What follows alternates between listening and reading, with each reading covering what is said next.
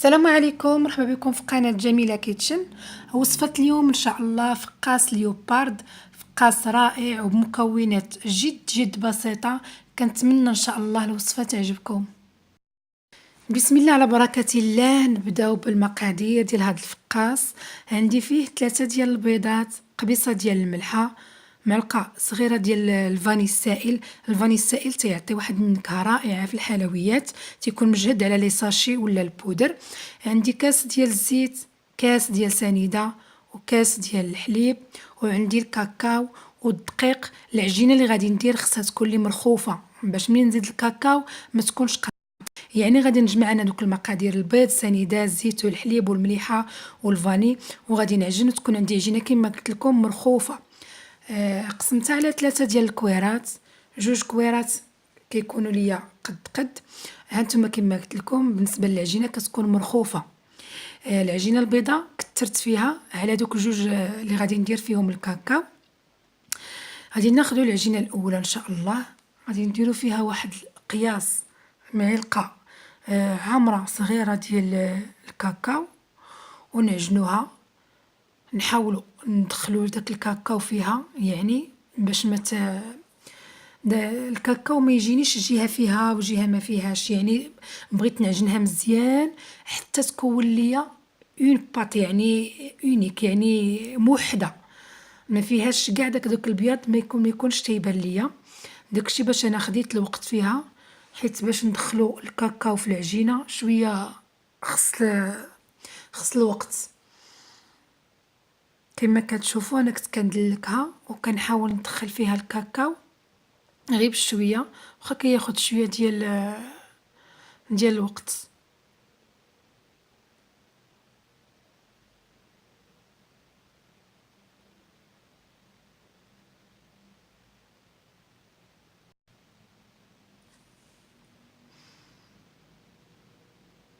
يعني كتدعقوها مزيان باش داك الكاكاو كامل كيتلبس لديك العجينه، وكيجيني كما قلت لكم لون موحد. يعني انا هنا بغيت اللون يكون شويه فاتح. بالنسبه للعجينه راكم كتشوفوا عجينه رخوه ما قاصحاش.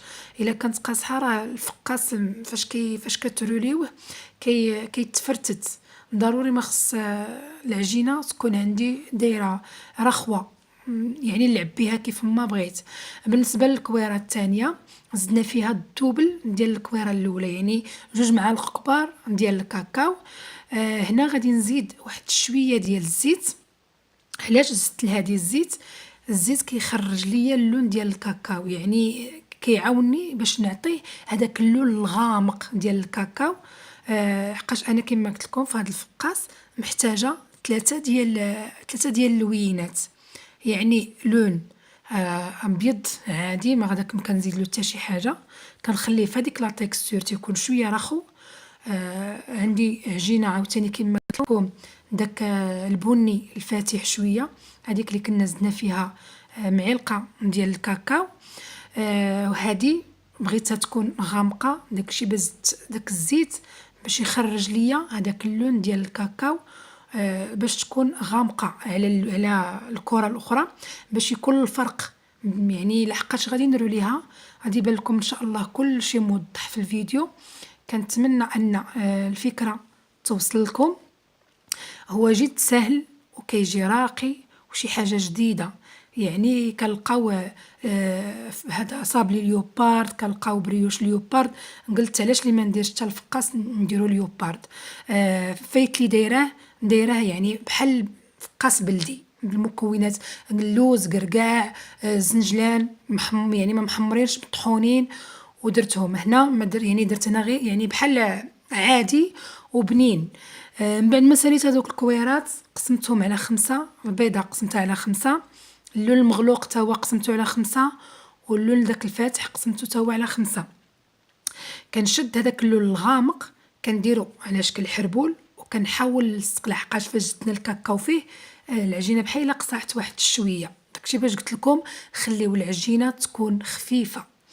من بعد ملي كندير هذا الحرابل باللون الغامق، غادي ناخد كويره من هذاك اللون يعني اللي فاتح، كنطلقوه بالدلاك على شكل يكون شويه طولي. باش منين نجي نلبسو لداك نلبسو العجينة الكحلة، يعني غادي نغطيه تقريبا، غادي ندير فيه شي 2 لويات باش يتغطى لي مزيان في هذاك اللون المغلوق، يتغطى مزيان في هذيك العجينة اللي كما قلت لكم. كان يعني فاش كندير ديك العجينه الكحله المغلوقه كنروليها على داك البني الفاتح، كنحاول تقريبا 2 ديال الدورات. كناخذ العجينه البيضاء حتى هي كندير لها نفس الطريقه اللي درت العجينه لداك البني الفاتح، كنطلقها على شكل طولي، كندير في وسطها داك الحريبي يعني اللي غطينا بداك اللون. بعد ما طلقنا العجينه البيضاء درنا فيها داك الحربول وبقينا كنروليو، يعني باش تدخل ليا داك الحربول، داك العجينه البيضاء تلصق ليا على داك الحربول اللي تحت، يعني داك اللي فيه الكاكاو. كنعاود نفس العمليه، كناخذ الحربول كما قلت لكم ديال الكاكاو اللي كيكون لون مغلوق، كنعاود ناخذ عجينه اللي فيها اللون الفاتح، كنطلقها بالدلاك على شكل طولي. الدلاك كيعاوننا يعني باش نحصلوا على داك الشكل اللي بغينا. من بعد كناخذ هذاك الحربول كنروليه في ديك العجينه اللي عندي ديال الكاكاو في اللون الفاتح، وكنجيب نفس العمليه، غادي نجيب كويره من العجينه البيضاء حتى هي، غادي نطلقها بالدلاك شكل طولي.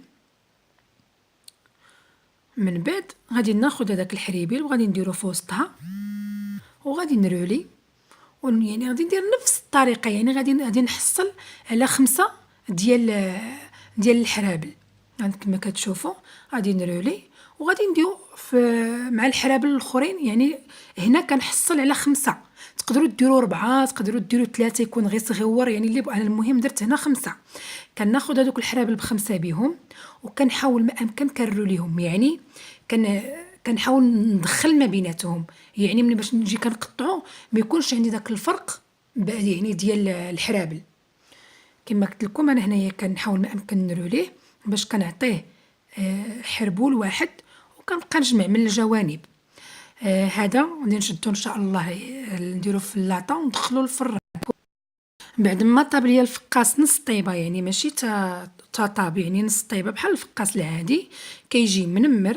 انا كنقطع الفقاس بصفه عامه اي فقاس بالكيتور. كما قلت لكم انا اليوبارد كنسمعها في لي بغيوش في لي كيك في لي صابلي، قلت علاش لي ما نديرهاش في الفقاس، كيجي الشكل ديالو زوين وشي حاجه يعني يعني ما مدايرينش عليه، ما ملفينش اننا كنسمعوا فقاس ليوبارد. كنتمنى يعجبكم ان شاء الله. انا غادي نديرو دابا فاش في اللاطه ديالي وغادي ندخلو يطيب ان شاء الله. هذا هو الفقاس ليوبارد بعد ما طاب. كيجي شكل جميل ورائع، يعني غير المعتاد على الفقاقس العاديين. كنتمنى الفيديو ديال اليوم ينال الاعجاب ديالكم، وفي امان الله.